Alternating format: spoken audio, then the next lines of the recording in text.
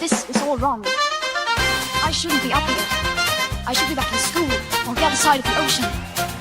Yet you all come to us young people for hope. How dare you! Boring. Boring. Boring. Okay, you gotta work. Don't tell us what we're gonna feel. We're trying to solve a problem. Don't tell us what we're gonna feel. I'm not telling you. Because you're in no position to dictate that. Remember what you're doing. You're in no position to dictate what we're gonna feel.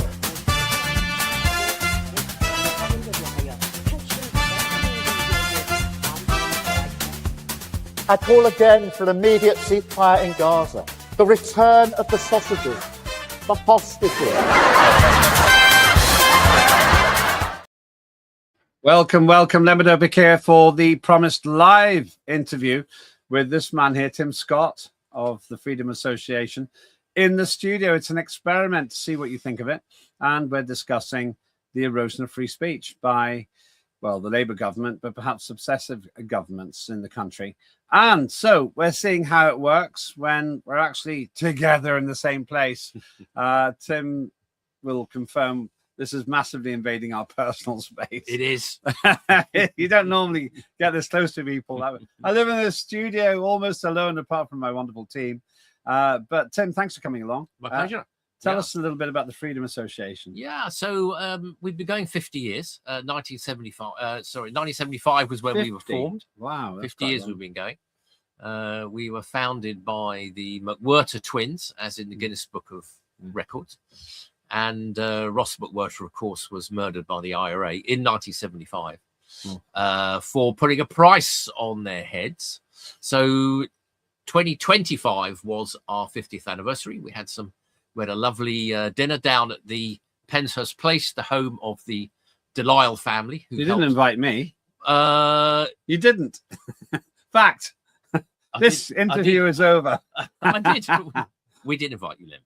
Did you? We couldn't not invite you. Well, then why wasn't I there? Well, maybe you were busy. I doubt it. On one of your many trips abroad. Oh, okay. Touche. Well, sorry well deserved. You're well deserved and essential for the business. Trips abroad. Yeah, whatever. So you can find us at tfa.net, and we have what we call the 10 principles of the free society. Not quite the 10 commandments, but the 10 principles of a free society. So good stuff like freedom of religion, freedom of speech, a smaller state, lower taxes, strong national defenses, all that sort of good stuff. But so that's what we do. Okay, well, thank you for being here. It's a great organization. And where better to take us in that case than talking about free speech? It's a year where various decisions have been made. Some people released, some people imprisoned. I went to see Lucy Connolly. Oh, yeah. There she is, talking at a conference. And if you recall, she was arrested and imprisoned for stupid words on the internet, which she took down 4 hours after she put them up. Yeah. Now, apparently she pleaded guilty. They managed to bang her up in a matter of about 3 days or a week or something like that. First of all, what did you make of what happened to Lucy Connolly? Yeah, an interesting one. I mean, look, she shouldn't have said what she said, and I think she posted in anger. But she regretted it. She deleted it after about 3 hours, but it had done the rounds by then. Yes, it was an interesting one. I mean, quite a lot of people at that time. There was more than a suspicion that they were strongly persuaded to plead guilty. Yeah, they were. There's no doubt about it. And being told, well, of course, if you plead guilty, you'll get some credit for pleading guilty, and you'll go to trial quite quickly. Yeah. Whereas if you plead not guilty, of course, you may be held on remand for months, and you won't get any credit if you're then subsequently found guilty. But of course, some people, like the Royal Marines guy from South Wales, whose name I won't try and remember his name, but he was an ex-Royal Marines from South Wales, said something perhaps a little bit intemperate on social media, ended up getting charged, went to trial, and the jury cleared him within about 15 minutes. So it's interesting, what might have happened to her if she had pled not guilty. And that's one of the, just slightly getting off topic, Lembit, that's one of the slight concerns, or big concerns actually, about switching to jury trials, is the Free Speech Union, our sort of sister organization. They've done some research on jury trials versus judge-only trials for free speech cases. Juries are much more likely to not convict, to find not guilty. It was Jamie Michael. Jamie Michael. Now, Claire Dyer interviewed him, I think, to great effect, actually. And he said in that interview, and it's definitely worth finding it on the archive, go to Unprecedented TV on YouTube and you'll find it, Dire Consequences. He was being put under enormous pressure to plead guilty, and he wouldn't do it. He literally refused. And it took 17 minutes for the jury to clear him. Now, Lucy Connolly was persuaded, as far as I understand, to do, for exactly the reasons you said, to plead guilty. She now says she wants to work with reform because she thinks that reform is unlikely to be so authoritarian. That stunning that we're in a situation now where hurty words send you to prison, but you can have an illegal war in Iraq and then get to be a peace envoy. Well, yes, Tony Blair, of course. Remember him? I'd rather not. He's quite a personable chap. I got on with him quite well as an individual. But the problem was he helped to wreck a country on the basis of lies, but never got done or anything for it. Just went off to become fabulously wealthy. Yes, of course. Yes, you were in Parliament under much of his premiership. I quite liked him actually, as a person, but I just, the idea that you can lie to the entire country, on the basis of non-existent weapons of mass destruction, and then go on to be the peace envoy.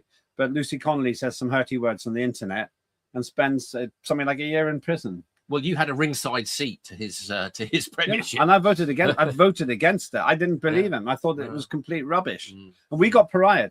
I was then in the Lib Dems when the Lib Dems were principal. The late Charles Kennedy, he was really pretty heavy on the old free speech, unlike his successors, particularly Nick Clegg, absolutely useless on this. And he made us walk through the no lobby against the war. But in terms of free speech, Blair got away with lying to the country. Nothing happened. Lucy Connolly has never demonstrably caused any violence in the country, from what she said. And now people are even frightened to talk about her in case they get banged up as well. Yeah, I mean, look, I'm not going to defend what she said, but I mean, I think there's been I think an overreaction from a sort of a scared political and judicial establishment. But there's no doubt, Lembit. I mean, and it's not just the governments. I think it's a cultural issue as well. I think free speech is being squeezed. It's being thrown under the bus. Whatever metaphor you want to use. Sadly, we don't have the Americans' constitutional protections, so we are very much at the mercy of whoever's in government. Compare what happened to Lucy Connolly with what happened to this man. Do you know his name? Oh yes, this is the Labour councillor. Who said, "Oh, we're going to slit their throats," and he exhorted people to go and slit their throats and get rid of them all. Yes, talking about what he considered the far right. Yes. Do you remember his name? No, I don't remember his name. He said he said, "Oh, they're all Nazi." Didn't he say they're all Nazi fascists and we should cut their throats, or words to that effect? Yeah, and his name's Ricky Jones, actually. Ricky Jones, and there is councillor charged over cutthroat protest remarks. Yeah. And he got off. Yes. He pleaded not guilty. It took a year. He wasn't on remand. He was wandering around. Could have been a threat to the public. He was let out on bail, was he? As far as I understand it. Okay. As far as I understand it. Not held in remand. Well, we'll correct that if we're wrong, but I'm pretty sure he wasn't held on remand. Yeah. And he pleaded not guilty, and then he was cleared. So somebody who actually said, "Let's cut their throats," got away. Yeah. And Lucy Connolly, probably because she pleaded guilty, got put down into prison. What does that tell you about free speech in this country? Well, yes, that it's Lembit, that it's under threat, and I think there's a number of issues, a number of areas where it's under threat. Can I highlight one particular? The Labour's Employment Rights Bill. Yes, which so-called employment protection, which in many cases will lead to employment prevention. I fear it will make employers think twice about before they take anybody on. But why does that relate to free speech? Because there is an employer's liability to third-party harassment. What does that mean? Okay, what does that mean? Indeed. So employers now have a legal duty to prevent third-party harassment of their staff. So this is not just employee to employee. This could be, you could have a situation where somebody's serving behind the bar. There are two guys at the bar, not working for the pub, both the customers of the pub, having had downwind of a few pints, having perhaps a bit of an unpleasant conversation, not aimed at him or her, and maybe they don't even converse with him or her, but the person working behind the bar overhears the conversation. Yeah. There's a potential there for them to sue that under the third-party harassment law. Now we'll have to see. That's unbelievable. Yeah, we will have to see how it works out in practice, and hopefully this won't be as bad as we fear. We find out. Yeah, he was on bail. Ricky Jones was on bail. This man in the picture. Yeah. Let's get rid of him there. Yeah. Thank you. Yeah. But this is shocking. So that's. I won't name the person it's happened to, and you might be able to work it out. I'll tell you after the show. Okay. Somebody we both know. Yeah. Very learned individual. Went for a shelf stacking job in a supermarket. Okay. He's massively overqualified. He's got a PhD. Wow. He's international expert on things. Mm-hmm. And they didn't question his qualifications, but they said, we can't employ you because of your views. Oh. You might offend other staff. You might offend other staff. Yeah. Now, this sounds to me that it's like this online, like this employment bill, that they don't want him there because he has controversial views. Oh yeah, could that supermarket be prosecuted if he has views which other people don't agree with? Well, if somebody at the supermarket had complained, perhaps, and said, "Oh well, he said so and so to me," or I overheard him saying to somebody else. Oh man, this is crazy. Is there then under the Employment Rights Bill a potential to sue? Now we hope it's not going to be as bad as we fear. But that's a terrible way to live. We hope that the legislation is not going to be as bad as we fear. I know. What happened to free speech? We've gone to war. Yeah.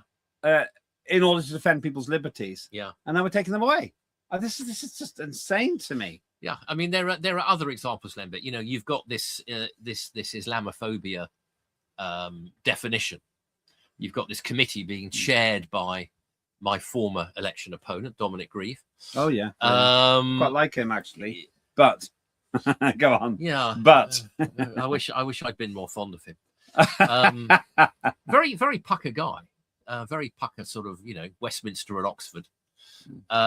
Very pucker guy, but politically, I mean, this is the problem. In the end, his own Conservative association got rid of him.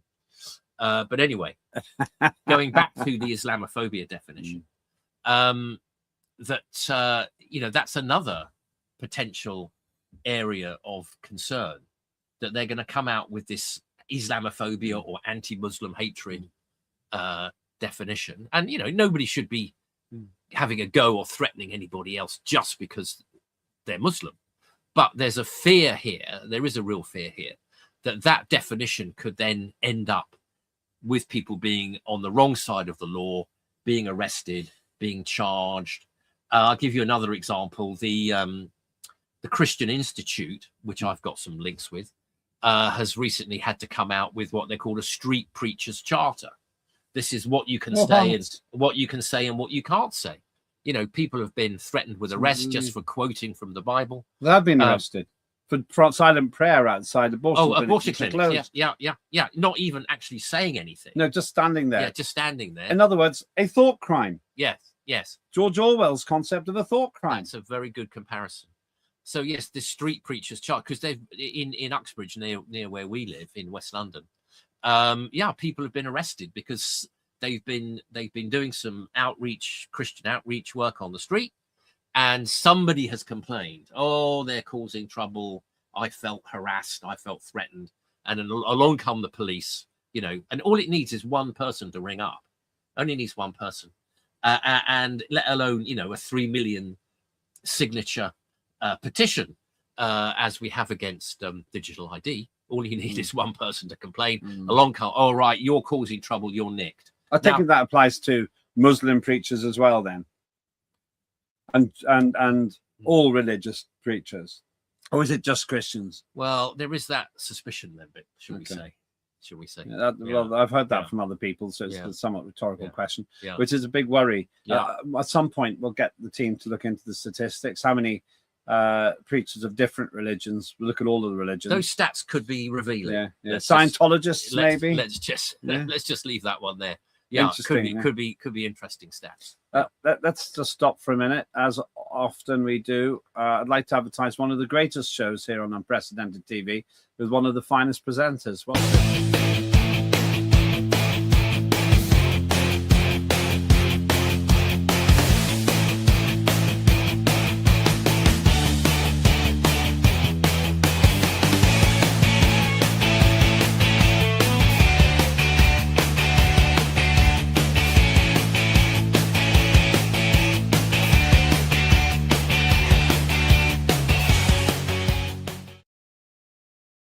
That is, of course, Tim Scott. Tim Scott uncancelled. Never be cancelled here. Never be cancelled here. Not on Unprecedented TV, surely, Lembit.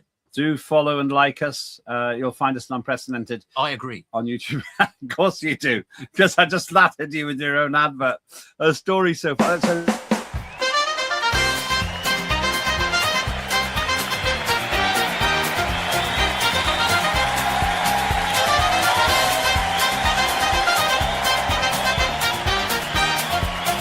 Immediate ceasefire in Gaza. The return of the sausages.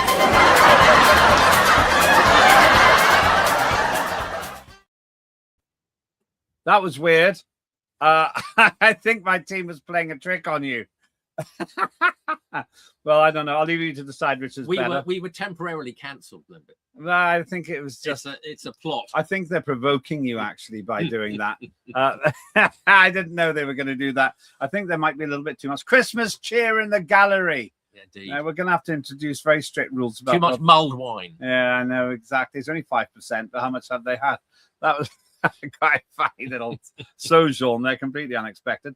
The story so far, anyway, I can't cancel them because we're talking about free speech. Story so far, we're talking with Tim Scott, who is the head of the Freedom Association. What are you technically? President, chief executive, chairman? I've got some grand chief factotum and general panjandrum and bottle washer. Okay, very complicated words there. There we are. Freedom Association. Where can people find out about it?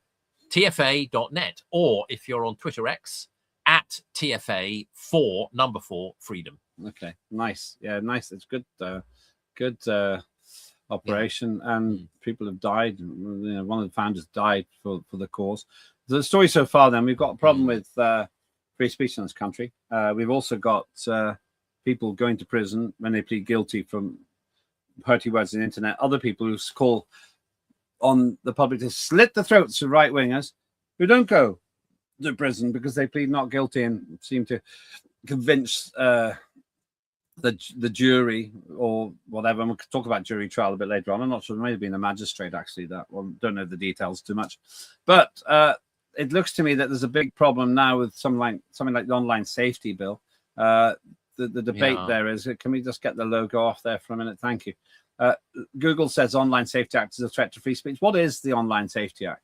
Yeah, this was something that was passed under the last government, and it's a bit of a concern then. Under the Tories, yes. So this is something that's really going to cause some trouble, and now the EU is picking up on this. Oh, no. I hear that there's big fines, and the EU now seems to have the powers to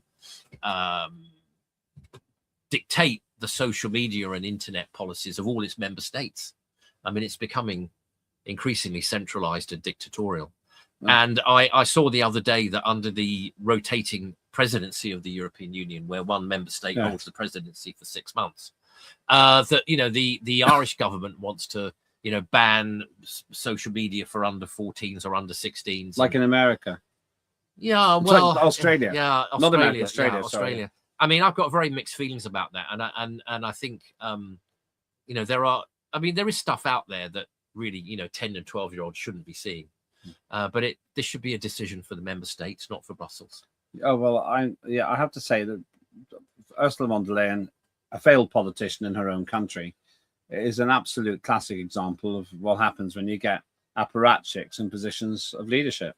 She's not a leader. Well, she was the only name on the ballot paper. Yeah, exactly. And even then, she only won by 8. This because the EU Parliament ratified. So she was the only name, and I mean, there's something like 750 MEPs, and she was the only name on the ballot paper, and she still only won by 8 votes. It's amazing, and that person's got so much power to damage the lives of Europeans, and because of Starmer's limp-wristed attitude towards Europe and desperation, as far as I can see, to get us back in. Yeah, my opinion. Yeah, she has power of the UK as well. But she does. This online safety act, what worries me is it can be really abused to shut people up. Well, there's so much in the interpretation of what it says. You know, it's a bit like, oh, right to a family life. I mean, we're talking about something else now, but I mean, that's just an example. You know, what does that mean? Offensive. Well, you know, that's very much it's a bit like beauty, isn't it? It's in the eye of the beholder. Yeah. You know, I mean, one person's offensive comment is another person's perfectly reasonable point. So there's so much here that is left to the whim of politics. And of course, once you get these kind of laws, they can then be amended and changed, you know, and so much of it is left to judges and to the whims and opinions of politicians and judges, you know. So there's... I find the Green Movement offensive. I find the abuse of misuse of data and the claim that human beings are wrecking the environment, wrecking the climate. I find that offensive. So presumably I could make a complaint, and then the protagonists who put forward all this, in my view, climate nonsense will be arrested or silenced, will they? Yes. Oh, of course they will, Lembit. Yeah. Okay, I'm not holding my breath on that one, but this is causing international problems as well between the UK and America. I didn't quite understand what was going on with the visa ban for European critics of online harm. It was like it says here, it's first shot in the US free speech war. Legislation that seeks to curb harmful content is viewed as a threat to Silicon Valley by many Make America Great Again politicians, and presumably by Elon Musk. Elon Musk has been very vocal on this. He thinks that Britain's losing its freedom. Well, yeah. I mean, whatever you think of him, brilliant guy. Of course, people don't like his politics, but I mean, he's been great for free speech, and with his ownership of Twitter X, much better than under the previous ownership when it was headed by Jack Dorsey. And you know, some of the people who've, I mean, you know, whatever you think of them, some of the people who were banned are back on. Yeah. Katie Hopkins. You know, I've worked with her. Actually. As in batshit bonkers Britain. In fact, we're going to see her show. I think in June we've got tickets to go and see her. And I'm sure I'm preparing to be offended when I go and see Katie Hopkins. You could get her arrested. Yes. Well, I know. Careful. What do you make of Musk? I mean, do you think he's on the side of the angels? Well, I mean, whatever you think of the guy, I mean, let's have a quick look at his record. I mean, PayPal, Twitter X, Tesla, SpaceX, Starlink. I mean, the guy's a, you know, say what you like about him, the guy's a genius. I mean, he works pretty well hard. Yeah. I wouldn't want to be him though, because he struggles with his own demons as well, I think. Yeah, I mean, you often find these sort of hyper successful guys. They're often quite driven, you know, and strive, and you know, a lot of their self-worth comes from sort of, you know, their achievements and their accomplishments, and you know, well, you know, and in a sense, why shouldn't it? Maybe that's where I've gone wrong. I'm not mad enough. Well, maybe not troubled enough. You and me both, Lembit. Yeah, but you're telling the truth.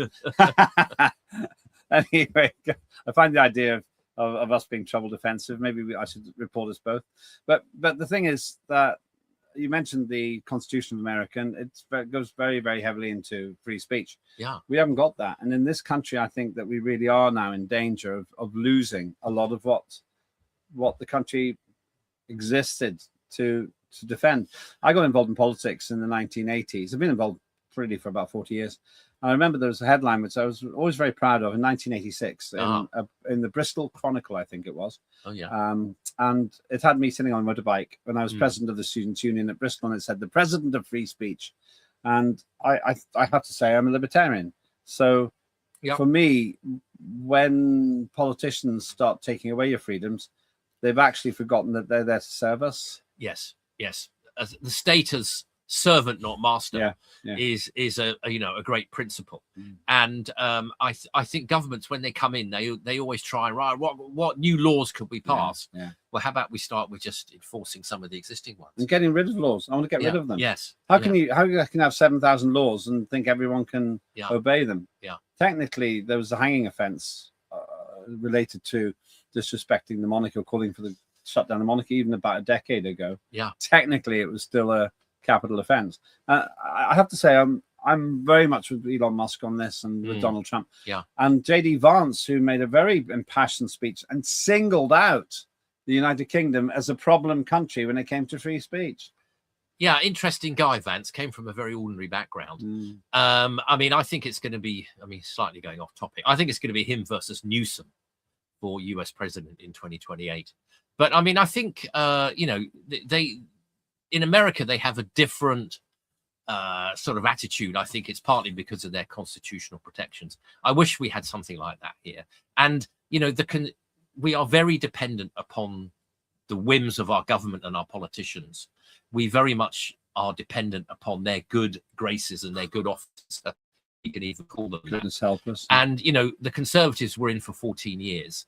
And really, apart from the university's free speech bill, they did very little to promote free speech. And culturally, free speech went backwards in their 14 years. David Cameron, when he was Prime Minister, I remember when he was in league with Nick Clegg, or to be more accurate, when he employed Nick Clegg as his servant, he said he wanted to ban non-violent extremists from speaking at universities. And Nick Clegg, the leader of the Liberal Democrats, agreed. Deputy Prime Minister. Deputy Prime Minister, but just really a stooge for Cameron. In my opinion, Clegg ruined the party, and the numbers suggest it.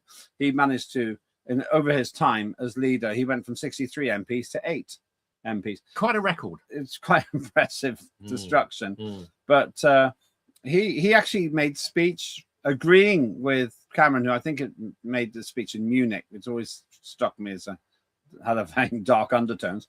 But basically, he said, Clegg, the leader of the party that's meant to defend freedom, would ban non-violent extremists from making speeches in university. Now, who defines what non-violent extremist is? Well, this goes back to just what I said earlier. And, who gets to define what's offensive? Who gets to define who's an extremist? Well, the people in power who aren't smart enough, they're the ones. It's my experience, I think, that you have to lack intelligence to enforce censorship because you're frightened. You're frightened you'll lose the debate. That's why I think that the green organizations who believe in climate emergency say, oh, the science is settled. Don't give airtime to the others. Hang on a second. If the science is settled here, how can you not beat me? How can you not win the argument? How can you not prove that you're right? Instead, you want to silence me for saying there's no climate emergency. And I think it's the pervasive the unintelligence. That pervasive isn't a word, is it? Well, it's a lack of imagination. It's lack of that word as well. I just proved myself to not be very intelligent. It's a lack of imagination, Lembit, and it's also it's a fear.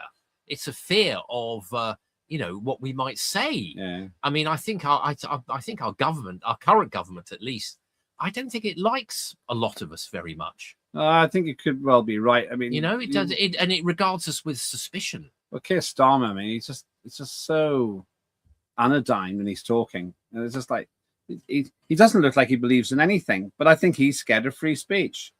Well, yeah, I mean, I think they're sort of scared that we're all gonna, I don't know, want their heads on the spike. I mean, I don't think we are. We're a largely peaceful, secular, liberal sort of democracy. Although becoming increasingly, I think I do worry our country is becoming increasingly fragmented and untrusting, you know. I'm obsessing about the word. What I meant to say was the all-pervasive effect of the unintelligent.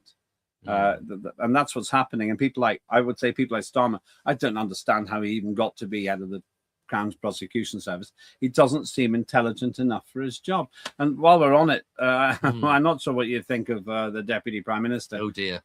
David Lammy's reforms are a serious threat to free speech. The world wants the jury. Yeah, to the jury UK, the bastion of liberty. Now we are fast on the road to becoming a banana republic. Without any bananas. Without, we haven't even got the weather. Yeah. At least in a banana republic, the weather's nice. You've got some nice weather. Yeah. Exactly.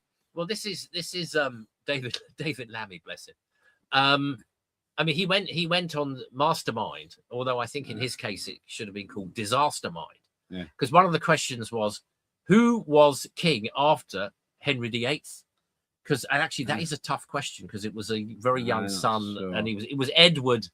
It was Edward, but what number? Was it Edward the Fifth or the? I don't know. At least I would have got the name right. But he said the heir to Henry VIII was Henry VII. Yeah, I know. There he is. Also, he said the blue cheese that goes with port is red Leicester. Yes. And the more tricky one, you probably know it. What was the surname of the French husband wife team, Marie and Pierre, who won the Nobel Prize for Physics in 1903 for their work on radioactivity? Yeah. The answer was Marie Antoinette. Yeah, Antoinette was, of course, Curie. let them eat cake. Yeah, I know. Yes. Let them eat humble pie. Humble pie for exactly. him. Yes, an extra serving for our Deputy Prime Minister. And so I think that this is a huge threat coming up towards the end of the year of 2025, which sums up their complete lack of respect for freedom. I have to say that I think the danger is writ large when people like Lammy don't understand the importance of being able to be tried by a jury of your peers. I mean, there's a wonderful clip that I'm sure many of our viewers would have seen it on YouTube. David Lammy being interviewed and saying, "Why aren't there any police around?" And if you look in the background, there's a policeman standing right there. You know, I mean, it's comic. He complains about racism to the BBC when on the selection of the Pope, the previous one, not the current one, the BBC said it just remains to be seen if the Vatican will, if the smoke above the Vatican will be white or black. And he said it was racist. Then he had to apologize. As everybody else, every other commentator understood that black smoke meant no decision, white smoke meant decision. But he thought it was racist. You know, there's a name for being afraid of David Lammy. There's a name for that condition. Lamiosis. Lammophobia. Lamophobia. Lamophobia. Lamophobia. So looking ahead then, what's going to happen next year? Oh dear. Well, it's your job. You know, you're the Freedom Association. I mean, I wish I could be more optimistic, Lembit. I mean, there are elections in May. Yeah. Just on the sort of broader political point, we got elections in May. Those that are allowed to go ahead, of course. Oh yeah. I know, you know. So there's certainly going to be London. There's going to be Scotland. There's going to be Wales. Let's see how. I think neither the Conservatives nor Labour will do that well. And I think both Badenoch and Starmer could be under pressure. I do fear a further squeeze on free speech. However, it's not all bad news. There's some evidence that non-crime hate incidents could be on the way out. So let's see what happens there. I just don't believe it. I think they might back off because they can't sustain it, not because they've actually had a change of heart, and also scared of probably the next Prime Minister of the country. There he is. Probably. Well, let's wait and see. Yeah, I think he's got a very good chance of becoming the next Prime Minister. Nigel Farage, been pretty victorious a few times in 2025. Well, they're certainly rattled. And one thing I've noticed is I'm the sort of boring git who watches Prime Minister's questions most weeks, and Labour are misusing PMQs to have a go at reform and sometimes at the Tories as well. With brown nosing backbenchers, teeing up Starmer. It's always been like that. It's always been like that. Yeah, but it's worse now. Well, maybe it's more blatant. Yeah, I have to say that man. I mean, you would know. Yeah. Well, I have to say that I think possibly the next Prime Minister could be there is Ed Davey. Ed, yes. a man mountain of stature and credibility. Oh there. dear. Yeah, and actually, I don't dislike him. I used to share an office with him, but I have to say, I don't think he ran his election campaign as well as he thinks he did. They got 72 MPs, but if he played a grown-up game, I reckon it would have been a lot more. Where can people find out more about the Freedom Association? You had the chance before? TFA.net. Or if you're on Twitter X, follow us at TFA4 Freedom. TFA4 Freedom on Twitter X or TFA.net. Well, thanks so much for coming in. My pleasure. You've come a long way for this. I have. And the studio seems to be right. It's been revamped, actually. It's got a new floor. It's looking good. Notice? Yeah. New floor. Yeah. Absolutely. Maybe we'll get a rug the next time. I'm not sure. You're spoiling us, Lembit. I know, killing you with kindness. Get a cup of tea after this.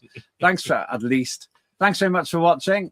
This has been a live broadcast. If you're watching on the archive, you'll be able to see if we're right or not. And you'll find that archive at Unprecedented TV on YouTube. If you can't find it straight away, put my name in, Lembit, Lembit. Also, you'll find Tim Scott's great series, Tim Scott Uncancelled there. Lots of great shows coming up in 2026. Let's see if we're right about this. My guess is they won't be able to get rid of jury trials. I think that's a bridge too far. Even their backbenchers can't accept that. But the number of U-turns means it's no longer a U-turn, it's just a circle. It's just going round in circles. He doesn't know which way he's facing. No, he doesn't. And all four directions, all four points of the compass at once. Anyway, thanks so much for watching. Thanks to the team. Thanks, everyone. This is Lembit Öpik Live, special edition, live in the studio. I think we'll do this again. Have a very good day.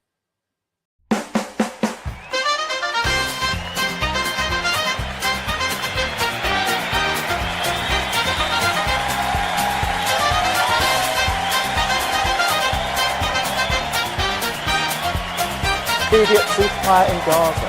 The return of the sausages.